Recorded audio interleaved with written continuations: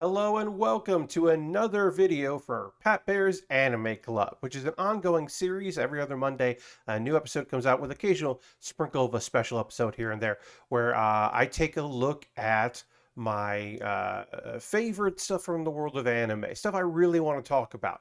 Sometimes it is griping and being mad about things, but it's often positive. But yeah, a deep dive on a particular theme or topic or a show or a genre or a subgenre of anime.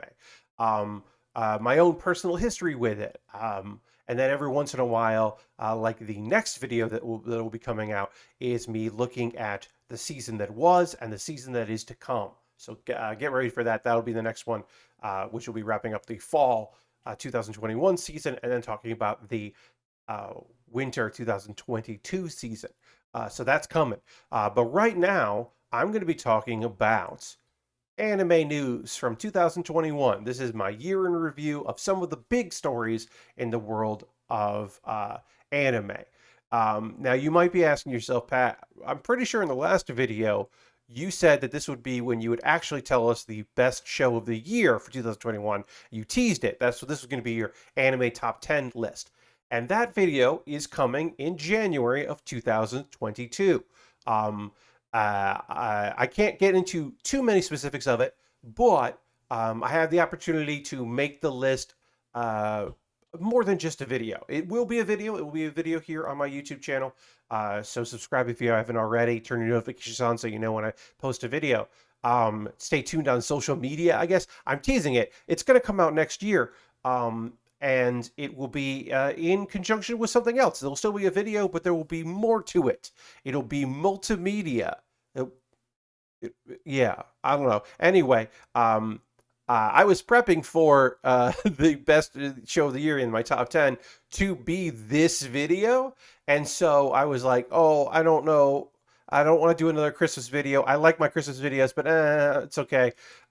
So instead, anime news from 2021, the year in review in a way. I'm looking at a few stories that affected um, the world of anime and maybe specifically some North American stuff and not completely international.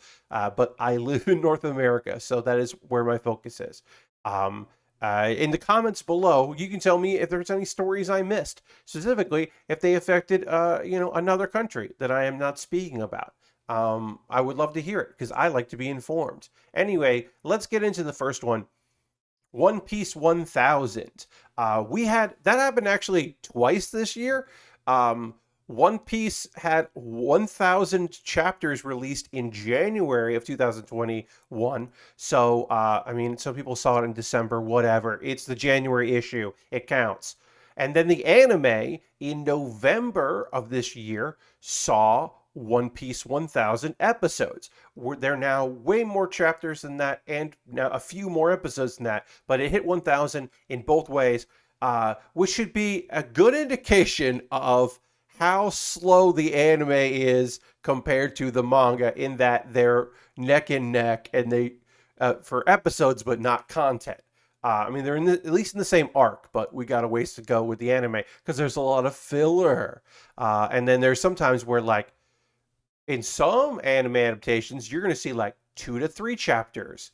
And in One Piece, sometimes it's 1 to 1 or half of a chapter and some other material. And the thing that there's a lot of filler, but I should say that Wano, the current arc we're in, the Wano filler has been good, if not great. Not all the time, but in many ways it has. Anyway, it is an achievement. There was they went nuts with it. You can see this photo here with many other anime, is somewhat celebrating it, like interacting with different other shonen characters, shonen jump characters, which is just fun just to be like, yeah, who would other people like and hang out with?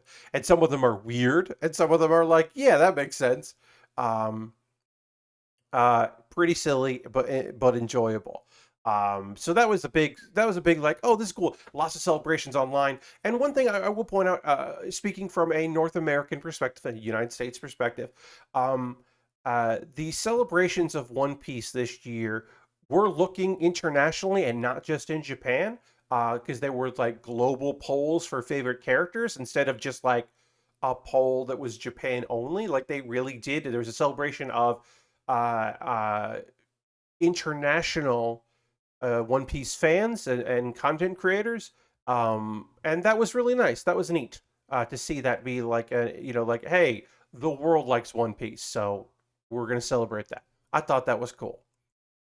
I did not think that the Cowboy Bebop live action adaptation was cool. Um, it was. I'm not going to be too negative, but I do want to talk about it. It was, of course, not renewed. I don't know if you want to say canceled. There won't be more of it. Maybe there could be someday, but Netflix isn't going to do more of it. Um, no, Netflix isn't necessarily inclined to do multiple seasons of live action things. They kind of just put them out and have them, and they're there. Um, and sometimes they will do more, but that is not always a look at the quality, or that is for various factors and various reasons. In particular, I do think that this anime adaptation, this live action adaptation, I should say, live action adaptation of the anime is bad. I think it's bad. I think Cowboy Bebop live action is not good. I think the actors are doing great with what they're given, considering, but they're not given enough. Um, I think the dialogue is often terrible. I think the action scenes are great, and I think most of the action scenes are well lit, which is always a nice trick. Um, I think it was a huge mistake to focus on characters who should be whispers of Spike's past, but instead giving them things and then having those things be bad. Whew, the uh, the optics of casting a black man as Jet Black, who was of course the dub voiced by an African American, um, and then have him be a deadbeat dad is whoo those optics. Yikes! If you want to see Faye Valentine call people motherfuckers, then this is the thing for you? Question mark. Um, this it feels like this was made by people who think the music in Cowboy Bebop is cool and that like Spike Spiegel's action scenes are cool, but thinks that anime is beneath them. It does not seem to be made, which is a shame because it often feels like some things that are being made out there that are appealing to anime fans are made by anime fans. We're seeing that a lot more in like Cartoon Network cartoons specifically, but manga as well, or U.S. comics, I should say. That the influences are there, and we're starting to see that more. Um, like you can read some things and go like, oh, this person loves Sailor Moon, and they got to make a comic. It's not a Sailor Moon comic, but it's clear they love Sailor Moon or Dragon Ball or whatever. Um, but it's very clear that people made this think some parts of Cowboy Bebop are cool, but not that anime is cool, and that to me it shows. I talked more than I wanted to about Cowboy Bebop live action, but it was a big thing. So, um, hey, is Evangelion done? Evangelion 3.0 plus 1.0, thrice upon a time, released. If you have Amazon Prime, I believe globally you can watch it there. And it's the end of this chapter of a series of the rebuild, this Evangelion. Is it the very last? Is it the actual, legitimate end of Evangelion? I don't know. I mean, I would say it is, but also you never really know. It does feel strange to live in a world where there might not be more Evangelion. But who knows? Maybe there'll be a live action someday. I think that would be.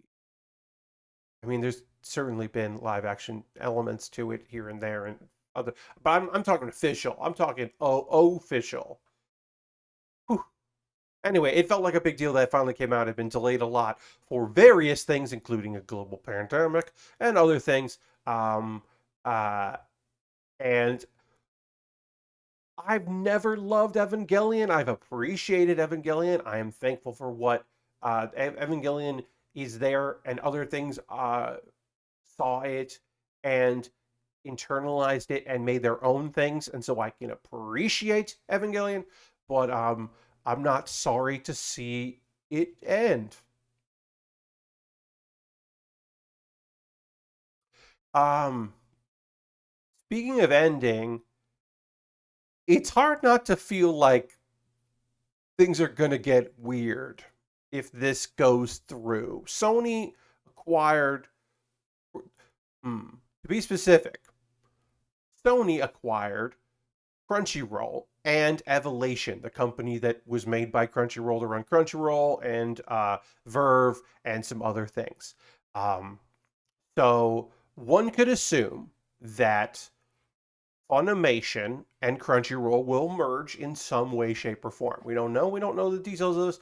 We thought some people thought maybe that the you know our current United States uh,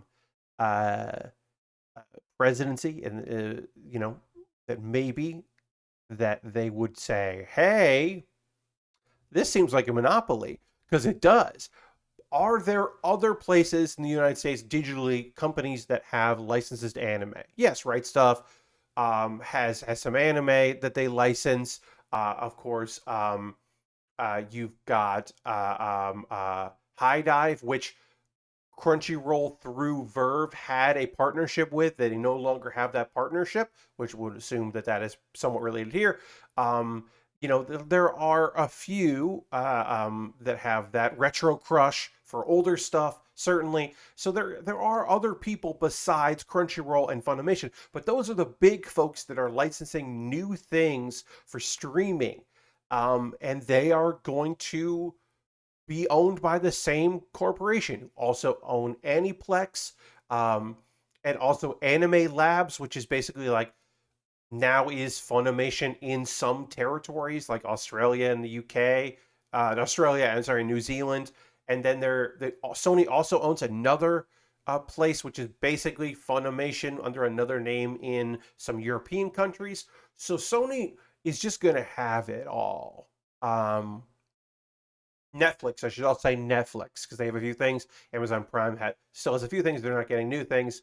Uh, well, yeah, Netflix obviously has some of their own deals for a few things, but I'm talking like they're like three things, not like every season 11 to 20 shows are going to be on either. So does that mean that your Crunchyroll login will work on Funimation? I don't know. Does it mean that the libraries will be shared as they used to before Sony acquired Funimation? There was a beautiful brief period where you could, if you had a Funimation account, you could also watch some stuff on Crunchyroll, and vice versa. And you could see the dubs if they only had Crunchyroll only had the subtitled version and Funimation had the dubbed. You could watch the dubs on Crunchyroll. Is that going to come back? I don't know. Uh, I would assume so, that they won't operate them independently as fake competition. Um, but I don't know. Uh, I do know that people are going to get laid off. That's unfortunately the thing I do know, that we're going to start seeing overlap in like marketing and community management and events and that kind of thing. So maybe not forward facing. You'll still have Miles and Victoria out there doing stuff. Shout out to Sailor B, and Miles, who's now actually more behind the camera, I should say. Tim's going to host the Anime Awards in January or February, whenever they're going to air. He'll host the Anime Awards. And when Sony fully has Crunchyroll and everything's whatever, Tim will still be probably doing a podcast and a video series. And maybe they'll also appear on Funimation's YouTube channel. There'll be some things that'll be the same, but it's gonna be weird. Um, it is weird to talk about the death of a real live person on this, but it felt like it was worth noting that Kentaro Miura, the creator of one of a seminal works of manga and with many animated adaptations, both good and bad, Berserk, um, passed away this year. And not a lot of photos of Kentaro. You can see him here with Guts in the background. Um, Berserk is um, a long-running manga series, and you can see the changes in a man and a person over the years of maybe not even art style, but in philosophy. And it is somewhat unique. You can kind of get that in writers that work on long stories, but manga has this odd thing where especially creators who are authors and artists, you can just see them grow as a person over the years and change, um, and you can see the different eras in Berserk and the different stories that are told, um, and Guts growth, and it's a very special thing. I saw a lot of people talking this year about like finally getting into Berserk, or had watching the anime or one of the animes, and like I'm finally gonna get into the manga, or I'm gonna pick the manga back up, um, because there are a finite number of chapters now. And don't worry, I'm not going to be too somber because I am going to get uh, yelly and laughy about our next story, but I did feel like I should mention it because it was a loss for the anime community and the manga community, certainly. Um, uh, a lot of people maybe didn't even know how influenced they were by Berserk. I think there's a lot of like people like picked up the manga and were like, oh, artists I like must really be into Berserk. And I think, it's just like, oh, it's one of those. I think those are always fun to see when you're like, I get it now. Okay. So yeah, check out Berserk. It's brutal, but it's beautiful. And this was brutal and beautiful. Anime Tube suspended. Holy shit, the saga of Anime Tube. I've talked about this a lot on my streams, my model kit building streams, but I don't think I really talked about it in video format here for Pat Bear's Anime Club. So I did want to like have it on a record that I'm like have thoughts about it. Um, so they did raise $100,000, over $100,000, with only less than 1,000 backers, because there were several backers that gave an incredible amount of money, all in a row. And that's a thing that like is all conjecture on my part, and I have no basis for that knowledge. But here are actual facts about this suspended Kickstarter. Um, AnimeTube is the product of GameFace LLC. AnimeTube was an Xbox app, um, that was like to watch anime, and of course it was supposedly linking to legitimate sites, but they didn't house any of the anime, so they of course linked to YouTube, and they had many things on there that YouTube, the people had uploaded to YouTube without permission, so then they were being aired without permission, or uh, which it doesn't remove your liability just because you're linking to it. So that went down, and they were like, okay, well, we're going to actually make an app where people can watch anime for free, with ads. Um, and they had all these promises, and the biggest promise that they had was here are the companies and anime that we are in talks to have on our streaming service, and they listed a bunch of them. And that list went away because people were like, hey, this seems like not real, because they would list anime that people already had distribution rights to and sold distribution rights to, Netflix originals, stuff that on purpose seemingly no one has the rights to because the companies don't want to be licensed for streaming. um, all kinds of big, huge promises that were never going to happen. And they're also only wanted to raise $50,000, which is maybe enough to build an app, maybe, um, if you're not paying people well, but certainly not enough money to uh, do all these licenses, like fly to Japan, make all these deals happen, get introduced to people. That's just it was definitely a lie. Every part of it was a lie. This was a scam that by listing they could have gotten enough money without listing the shows that they were going to acquire and be making it very clear that they know what they're talking about, and then fighting people being like, oh, this person doesn't know what they're talking about. And it's like, oh, the president of a company that licenses anime in the US doesn't know what they're talking about. Cool, cool, cool.